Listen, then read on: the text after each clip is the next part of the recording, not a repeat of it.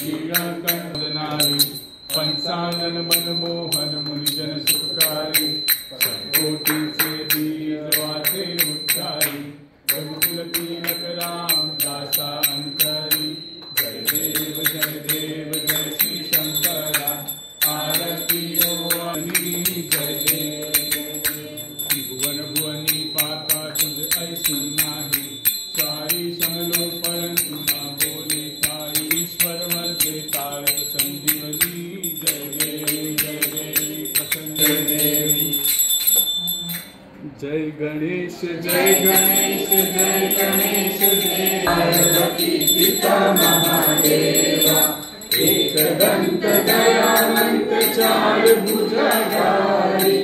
एक दंत दयावंत चार भुजधारी माथे पर तिलक सोहे